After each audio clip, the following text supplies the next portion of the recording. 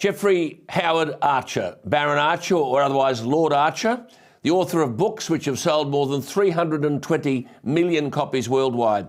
Amongst other things, as a sprinter, Geoffrey Archer represented England and once competed for Great Britain. But he was also a member of the House of Commons for the Lincolnshire constituency of Louth between 1969 and 1974 and was a confidant of Margaret Thatcher.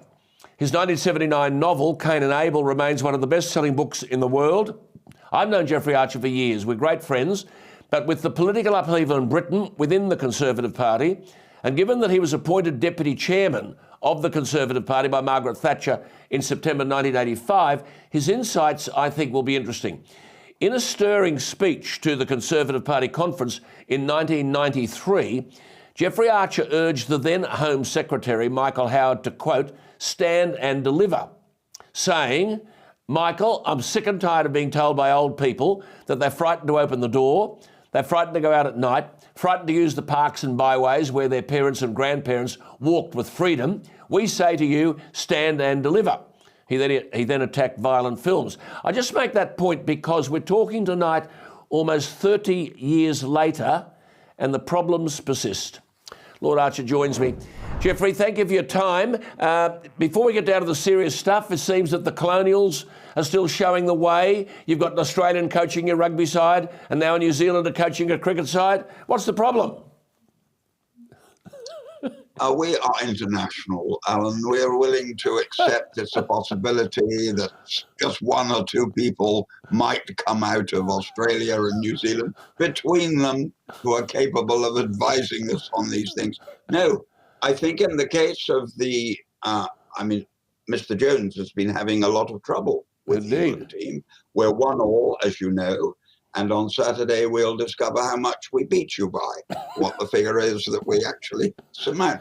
In the case of New Zealand, I think McCullum is one of the finest coaches in the world, number one. I also think, looking back, Alan, he was one of the finest captains and players I remember in my lifetime. There you are. He's a first-class man. What did you think about Nick Kyrgios? I am old-fashioned. I'm even older than you, Alan. I still think good manners are not a bad thing. Yeah, not on the hallowed. On the hallowed centre court. I prefer that. You're quite right. That is the greatest place to play tennis on earth. Absolutely. Kindly treat it as such. I agree. Well done. Let's get serious. You've got many fans here, so just a quick one on what is the latest on the writing front. Well, the new book comes out in September, and what I hope will fascinate I've waited 25 years to write a book about Princess Diana, having known her and worked with her. I've waited 25 years because I thought it was my responsibility not to reveal things, secrets and things that happened.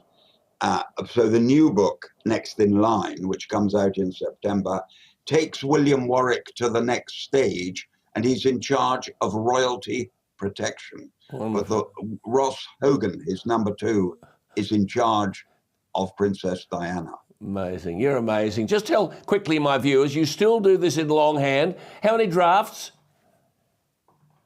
Still do. Every word is written in longhand, and this morning between 6 and 8, I was working on the 14th draft. I wish there was a shortcut, Alan, and I'm sure brighter, younger people than me know about shortcuts, but I'm afraid for me, I still have to put in the hard work, which is something, dare I say, you've never been frightened of. Thank you very much for saying that.